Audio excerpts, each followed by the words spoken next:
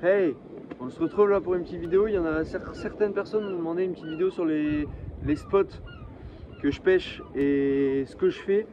Donc du coup, bah voilà, je profite d'un peu de calme là pour faire cette petite vidéo. On va parler 3 spots différents, 3 spots qui me rapportent pas mal de fish à longueur d'année et qui fonctionnent tout au long de l'année. Donc que ce soit début de saison, mois d'avril, mois de mai, jusque fin octobre, début novembre par ici. Assez accessible à tout le monde. Dangereux, mais quelques précautions à prendre. Et puis let's go, on y va, je vous montre ça tout de suite. Le premier spot que je pêche généralement, c'est le spot le plus simple et le plus accessible et le plus facile à pêcher pour tout le monde. Je le pêche beaucoup en marée descendante pour des questions de sécurité, pour pas me faire enfermer, parce que c'est vrai que les marées vont assez vite, ça peut aller très très vite par ici. Donc marée descendante. Donc là, hop, voilà à quoi ça ressemble une pointe rocheuse. C'est tout con, hein. C'est juste une avancée rocheuse dans la mer. Pourquoi je pêche ça? Pour plusieurs raisons. Parce que déjà, c'est une zone de 1 où il y a pas mal de courant. Donc qui dit pas mal de courant dit forcément du poisson. En fait, ce qu'il faut se dire, c'est que là, vous avez la pointe, et tout ce qu'il y a là au fond autour, il y a forcément un courant qui vient de gauche ou de droite, qui va forcément venir en buter sur la pointe rocheuse. Donc c'est-à-dire qu'une fois que le courant vient buter, ça va créer une zone de turbulence, de perturbation derrière le courant, ce qui fait que les poissons vont se mettre derrière, parce que les proies vont peut-être être désorientées avec ce courant, donc ce qui fait que les barres vont venir se mettre juste derrière. Un petit peu comme en rivière, vous prenez l'image d'un caillou au milieu d'une rivière, le courant vient taper dans le caillou, et ce qui vient taper dans le caillou, ça fait une grosse perturbation derrière, ce qui fait que les proies elles sont perturbées, donc le bar va venir chercher ça. Et sur ces zones-là, on retrouve beaucoup de lançons. C'est une zone aussi à crabe et de temps en temps une zone à crevettes en fonction du biotope. Très bon spot, assez facile, assez accessible. Vous pouvez pêcher ça avec des petits minots ou à la belle saison au leurre de surface. Vous n'allez pas vous accrocher, c'est plutôt sympa de pêcher au leurre de surface. Il faut se dire que sur une pointe rocheuse, n'importe quand, à n'importe quel moment de la marée, c'est forcément un endroit où il y aura du courant. Donc ça veut dire qu'à un certain moment de la marée, les poissons ils sont forcément là pour se nourrir. Donc du coup, n'hésitez vraiment pas à y aller à différents moments de marée, différents coefs et différents vents, différents temps aussi, donc matin, soir, soleil, nuageux. Et vous allez forcément prendre du poisson à un moment donné. On se retrouve là pour le deuxième spot, comme ce que vous voyez derrière moi, le plateau rocheux. Pourquoi je pêche beaucoup les plateaux rocheux? 2 voire 3 raisons. Première raison, c'est une zone très sécurisante aussi par marée basse, en pêchant en marée descendante. Parce que c'est plutôt plat, il n'y a pas de piège, il n'y a pas de trou, généralement il n'y a pas de zone d'enfermement. Donc c'est plutôt sécurisant. Deuxième raison, c'est une zone de passage. Donc c'est-à-dire qu'à un certain moment de la marée, il y a forcément des poissons qui vont passer.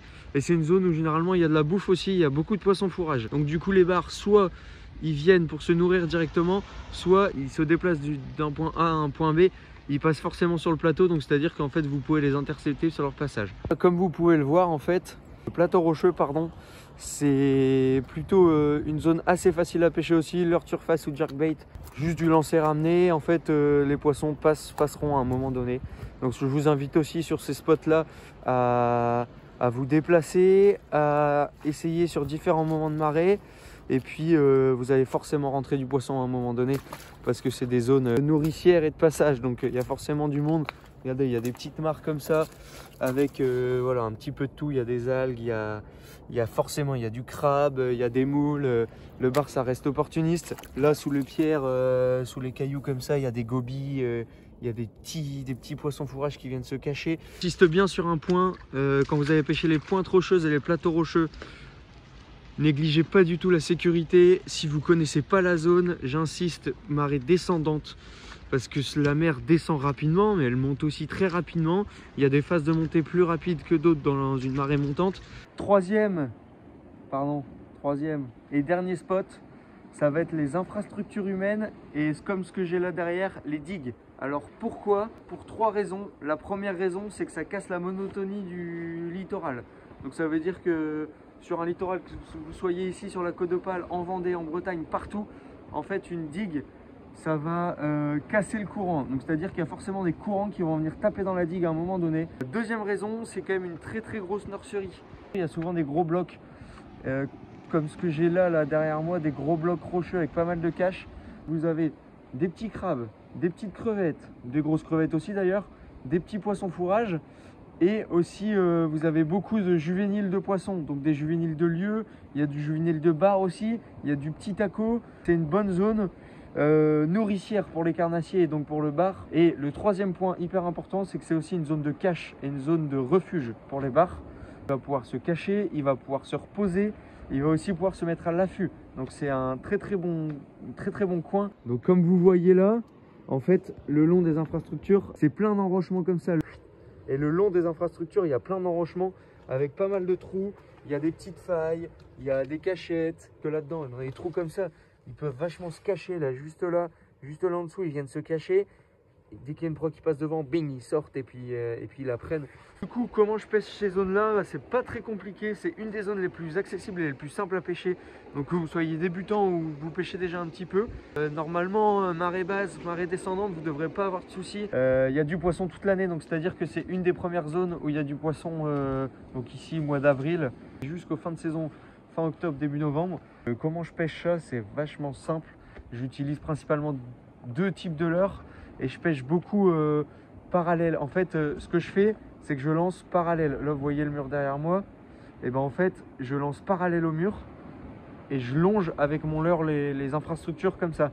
Parce que les barres, justement, le leurre, il va passer au-dessus d'eux. Hop, ils vont sortir comme une truite et ils vont redescendre dans les cailloux. Parce que j'utilise 2 leurres principalement. Ça va être des jerkbait minots avec une petite bavette pour qu'ils ne plongent pas trop profond sur les zones où il n'y a pas trop de fond. Et quand il y a un peu plus d'eau, donc quand la marée remonte ou quand je suis en début de descendant, je mets des minots avec une bavette un petit peu plus longue pour aller chercher un petit peu plus profond. Bon, du coup, maintenant, vous savez à peu près où vous pouvez aller pêcher. Donc, pointe rocheuse, balayée par le courant, zone de cache. Plateau rocheux, également balayé par les courants, zone de passage. Et les digues, balayées par les courants, mais aussi zone de cache, de passage et de dodo. C'est là où ils se reposent aussi, ils ont un refuge. Donc n'hésitez pas à me poser pas mal de questions en commentaire si vous avez besoin d'avoir des informations supplémentaires sur quelques spots. On se dit à très très vite et portez-vous bien. Et puis on devrait pas le dire, mais bonne pêche à tous. Allez, ciao ciao.